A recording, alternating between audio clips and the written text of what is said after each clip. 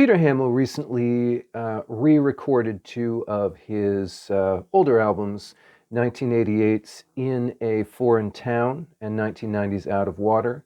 Now, even though those came out as one package a few days ago, because I have somewhat different senses of the original underlying albums and somewhat different senses of the effect that the re-recording had on each of those, I'm actually going to do two videos, one for each album. This video I'm going to focus more on In a Foreign Town. Out of Water will be a separate video, though I'll likely post them both on the same day. As always, I'm Hans from Electric Brain, Electric Shadow. We are a contemporary art rock project that mixes aspects of prog rock, post-rock, and post-punk. In the description of this video, I've included a link to a playlist of some of our best material, and of course you can find us on Bandcamp or your favorite streaming service. So the original 1988 release of In a Foreign Town, if newbies to Hammill know anything about this album, it's usually that while some of the songs have survived in live performance and are still well regarded, the recordings themselves are pretty badly hampered by dated 1980s style production. When I reviewed Hammill's work by decade, this was one of the lower ranked albums of the 80s, and a lot of it did have to do with my sense at that time of the production style. So, as a couple people asked in the comments to that video, what's wrong with 80s production? Well, in the case of this album, I think a sense of stiffness and inhumanity, synthesized instruments which lack the texture and expressiveness of real ones, synthesizer and keyboard tones that are just kind of unpleasant to listen to compared to the Mellotrons and Hammonds and Moogs of an earlier time, or compared to the generally broader and softer range of sounds that became available later. The mixing also tends to kind of have a stark skeletal quality, which every layer of sound is kind of distinct and separated rather than blending into a sonically cohesive whole. Now, the impetus to re-record these albums came actually from a rights issue that has kept them from being included in a recent round of reissues. But Hammill has also been vocal in the promotional material for the re-recordings about criticizing the sound of the originals. So, it begs the question, does this re-recording solve the issues with the production in a way which allows the underlying material to shine? Well, yes and no.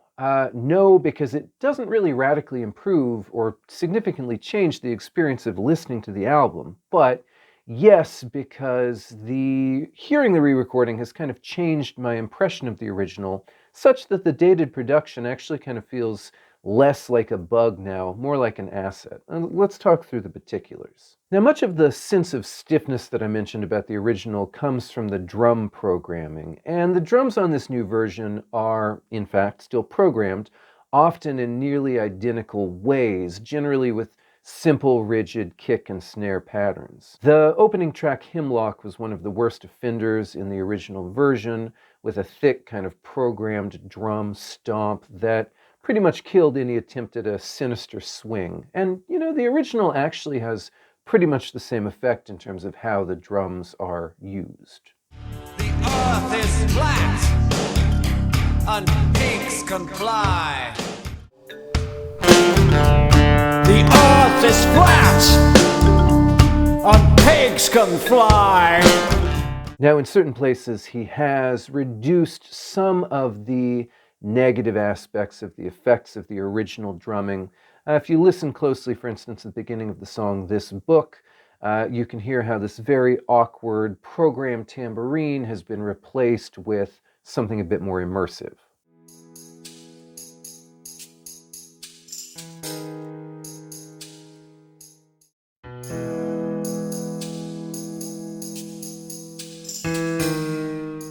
But the lack of real changes to the drum style means that the overall arrangements are mostly going to be pretty closely tied to the original versions of the songs.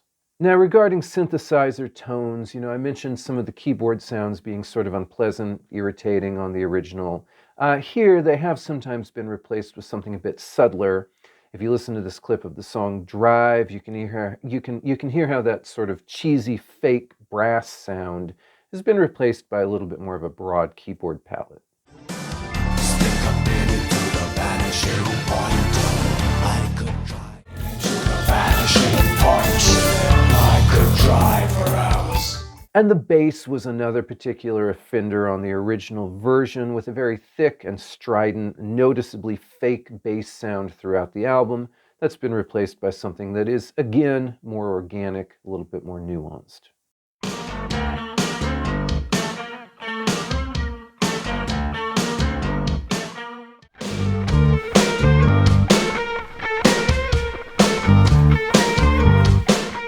So I think it's fair to say that most of the really kind of sharp edges of the production have been sanded down here, even though the details of the arrangements are actually often surprisingly similar to what we know from the older version of the album. What then are my final thoughts on this release? Well, it's odd to say, but it's actually led me to positively revise my opinion of the original 1988 recording. When I first heard this album 9 years ago, the production sounded dated and awkward relative to his other albums in a way that I found distracting. Listening to it now relative to its newer doppelganger, though, and I did a side-by-side on both earlier today, I really find that I appreciate now how much the 1988 version feels tied to a particular place and to a particular time, in a way that does give it a very distinct character. That sense of character means something to me now and makes the album affecting in a way that maybe it didn't or it wasn't when I first became familiar with it.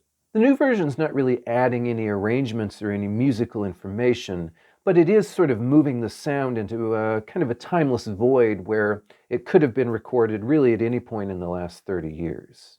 Now, if that sounds like an improvement to you, I would certainly check out the new album, or the new version of the album. And I will say that, if because of the rights reasons that I mentioned, this really becomes, if not the definitive version, at least the common version that people know, then, I don't know, I guess that's fine.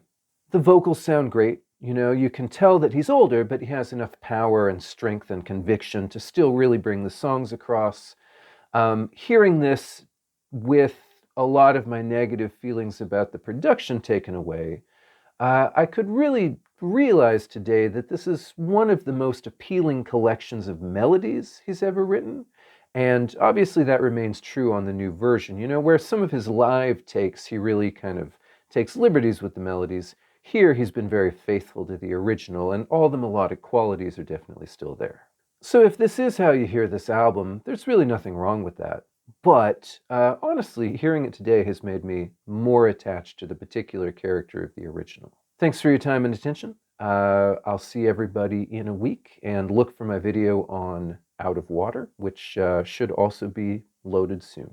Be sure to check out Electric Brain Electric Shadow on Bandcamp, your favorite streaming service, or by the link in the description.